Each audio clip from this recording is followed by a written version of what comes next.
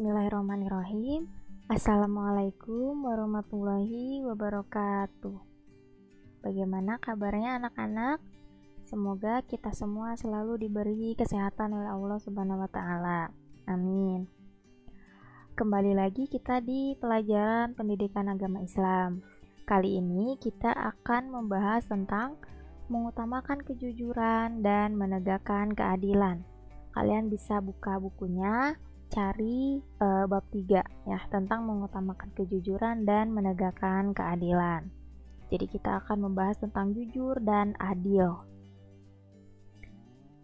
Jujur itu adalah jujur berarti berkata apa adanya dan sesuai kenyataan. Jadi kalau misalkan yang kenyataannya seperti ini, ya kita berkatanya seperti ini gitu. Jadi harus sesuai dengan kenyataan, itu namanya jujur. Kejujuran harus diutamakan dalam setiap pergaulan, baik di rumah, sekolah, maupun masyarakat. Jadi, mau di dalam rumah, terus di sekolah, di lingkungan masyarakat, kita harus selalu berperilaku jujur. Kemudian adil. Adil berarti memberikan hak kepada orang yang berhak menerimanya, atau meletakkan segala urusan pada tempatnya. Itu namanya adil. Jadi yang memberikan sesuatu kepada yang berhak menerimanya gitu, atau menempatkan sesuatu pada tempatnya, itu namanya adil. Orang yang adil adalah orang yang memihak kepada kebenaran, bukan berpihak karena pertemanan, persamaan suku maupun bangsa. Jadi adil ini tidak pandang bulu gitu, mau dia siapanya kita, mau dia teman kita atau saudara kita atau musuh kita harus tetap berbuat adil, seperti itu ya. Kemudian dalil nakli tentang perilaku jujur. Ada hadis riwayat Tirmizi. An Abdillah ibni Mas'ud qala Rasulullah sallallahu alaihi wasallam, alaikum bisidqi fa inna sidqa yahdi ilal birri wa innal birra yahdi ilal jannah.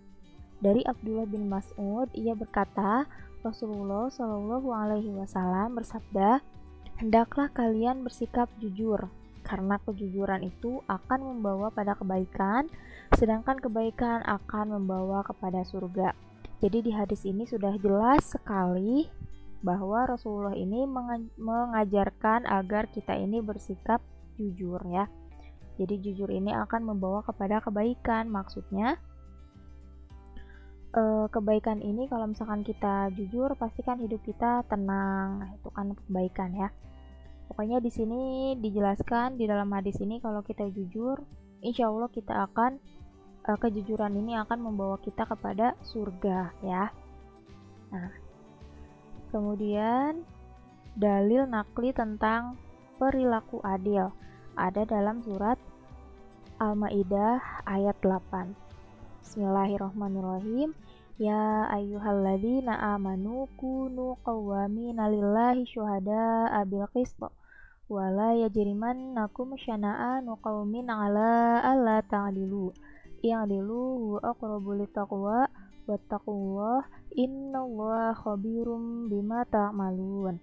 Artinya, wahai orang-orang yang beriman, hendaklah kamu jadi orang-orang yang selalu menegakkan kebenaran karena Allah, menjadi saksi dengan adil, dan janganlah kali-kali kebencianmu terhadap suatu kaum mendorong kamu untuk berlaku tidak adil.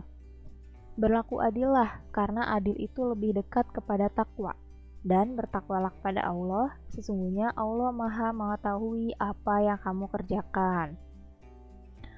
Nah, di ayat ini dijelaskan bahwa kita menegakkan keadilan itu harus semata-mata karena Allah, bukan karena kepentingan pribadi atau golongan gitu ya.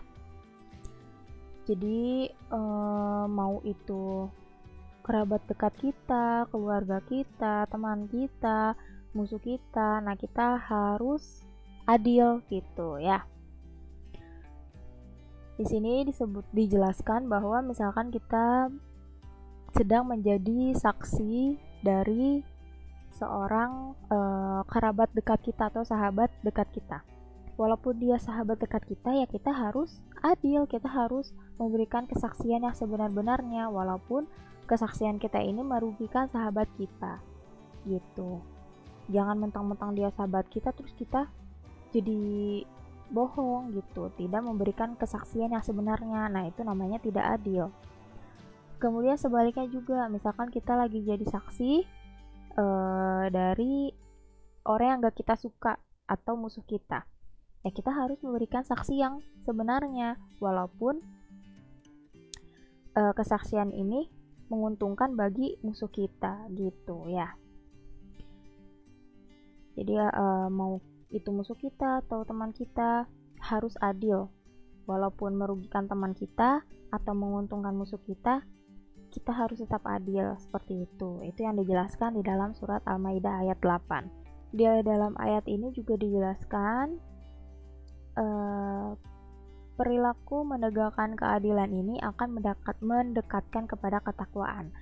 Jadi semakin sempurna keadilan, maka semakin sempurna pula ketakwaan kita. Seperti itu ya. Kemudian ada lagi satu dalil naqli tentang perilaku adil. Hadis riwayat Ahmad. Hadatsana Abul Mudillah Maula Ummul Mukminin sami'a Abu Hurairah yaqulu qala Rasulullah sallallahu alaihi wasallam salasatun la turaddu da'watuhum al-imamul adil was-shaimu hatta yuftiru wa da'watul madlumi tuhmalu 'alal ghamami wa tuftahu laha abwabus sama. Telah menceritakan kepada kami Abu Al-Mudillah, pelayan dari Ummul Mukminin, bahwa ia mendengar Abu Hurairah berkata, Rasulullah Shallallahu Alaihi Wasallam bersabda, 3 orang yang doa mereka tidak terhalang. Jadi ada 3 orang yang kalau mereka berdoa tuh doanya tidak terhalang, langsung menembus ke langit. Yang pertama ada imam atau pemimpin yang adil. Yang kedua ada orang yang berpuasa hingga ia berbuka. Kemudian yang ketiga doa orang yang dizolimi. Doa mereka dibawa ke atas awan dan dibukakan pintu langit untuknya. Jadi Rasulullah ini menyebutkan ada 3 golongan orang yang kalau mereka berdoa, doanya ini tidak ada yang menghalangi, langsung menembus ke atas awan dan langsung dibukakan pintu langit untuk doanya. Siapa aja? Yang pertama, pemimpin yang adil. Nah, ya. Jadi kalau kita jadi pemimpin itu harus yang adil. Ya. Kemudian yang kedua orang yang berpuasa hingga ia berbuka. Kemudian yang ketiga ada doa orang yang dizolimi. Tuh ya. Kemudian contoh perilaku jujur. Kalau kita mau menerapkan perilaku jujur, nah ini contoh-contoh perilaku jujur dalam kehidupan sehari-hari di rumah. Nah, perilaku jujur apa yang bisa kita terapkan di rumah? Ketika disuruh ibu belanja, uang sisa kembalian diberikan kepada ibu lagi. Misalkan kalian disuruh ke warung, suruh beli gula, kasih uangnya.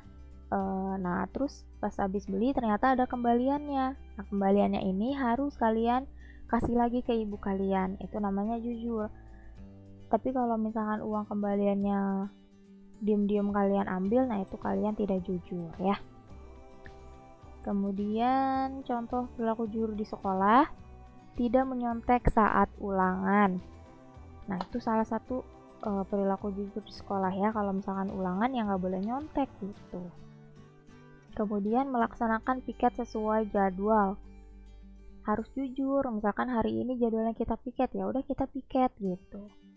Kemudian yang ketiga menaati tata tertib sekolah ya. Itu salah satu contoh perilaku jujur di sekolah. Kemudian di masyarakat, tidak mengarang cerita atau gosip. Kalau gosip kan biasanya cerita-cerita bohong ya. Nah, itu kita nggak boleh. Kita tidak boleh mengarang cerita yang bohong atau mengarang gosip di masyarakat gitu ya. Harus jujur, nggak boleh mengarang cerita yang tidak benar. Itu tadi contoh perilaku jujur dalam kehidupan sehari-hari. Kemudian contoh perilaku adil dalam kehidupan sehari-hari.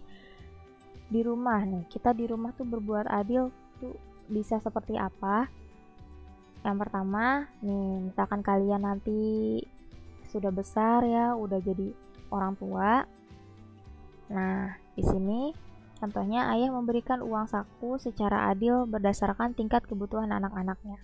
Jadi, kalau ngasih uang jajan ke anak itu ya harus adil, bukan adilnya ini sama rata dibagiinnya, tapi adilnya ini sesuai dengan kebutuhannya. Misalkan kita punya anak 3. Anak pertama kita udah kuliah, anak yang kedua SMP, anak yang ketiga misalkan SD. Pastikan kebutuhan yang kuliah, SMP dan SD itu kan beda-beda. Nah, itu kita harus ngasih uang sakunya ya sesuai kebutuhannya. Gak boleh disamaratakan, misalkan sama-sama dikasih 1 juta sebulan misalkan. Gak boleh dong, karena kan kebutuhan anak yang sudah kuliah itu pasti lebih besar daripada anak yang masih SD. Nah, gitu. Jadi harus adil dibaginya itu berdasarkan tingkat kebutuhan, bukan disamaratakan. Kemudian contoh perilaku adil yang kedua, misalkan kalian itu seorang kakak nih. Sebagai kakak, kalian ini memberikan hak uang saku kepada adik secara adil sesuai perintah ayah. Misalkan ayah kalian nitipin uang saku buat adik kalian segini. Nah, kalian harus adil diberinya, dikasih ke adiknya ya segitu gitu ya. Gak boleh kita kurang-kurangin, itu namanya tidak adil. Kemudian contoh perilaku adil di sekolah, menghormati dan menghargai tugas ketua dan semua pengurus kelas. Jadi di kelas kan ada yang namanya ketua, wakil ketua, ada bendahara, ada sekretaris ya. Dan mereka kan punya tugasnya masing-masing. Ya, jadi kalian harus menghormati tugas dari mereka masing-masing, gak boleh kalian semena-mena gitu ya. Gak boleh seenaknya kepada mereka gitu, mentang-mentang mereka yang punya jabatan terus kalian jadi nyuruh-nyuruh. Nah, itu gak boleh ya. Yang kedua, memperlakukan mereka dengan adil sesuai porsinya masing-masing di kepengurusan kelas yang tadi sudah ibu jelaskan. Jadi ya tugasnya mereka yaitu kita nggak boleh nyuruh-nyuruh yang lain selain dari tugasnya gitu. Kemudian contoh perilaku adil di masyarakat, memperlakukan tetangga dengan baik, harus sopan gitu sama tetangga. Nah, itu termasuk contoh perilaku adil. Kemudian tidak merusak nama baiknya dengan menyebarkan cerita negatif tadi ya, misalkan kita nyebarin gosip ya, atau cerita-cerita yang tidak benar tentang tetangga kita. Nah, itu nggak boleh, karena nanti nama baik keluarga mereka itu bakal hancur karena cerita-cerita bohong yang kita sebarkan. Itu nggak boleh ya. Terus contoh perilaku adil yang ketiga, tidak mengganggu tetangga dengan suara musik yang terlalu keras. Nah, itu juga termasuk adil tuh. Misalkan kita suka dengerin musik, terus kita nyalainnya kenceng-kenceng gitu sampai tetangga kita itu terganggu. Nah, itu namanya kita tidak adil, karena kan mereka juga punya hak gitu ya. Jadi kalau misalkan kita suka musik, ya udah dengerin untuk kita sendiri aja, suaranya nggak usah kenceng-kenceng sampai mengganggu tetangga gitu ya. Oke, cukup sekian penjelasan dari ibu. Mudah-mudahan kalian paham. Kalau misalkan kalian masih belum paham, kalian bisa putar ulang videonya dan kalian juga bisa baca bukunya ya supaya lebih paham. Sekian dari ibu. Wassalamualaikum warahmatullahi wabarakatuh.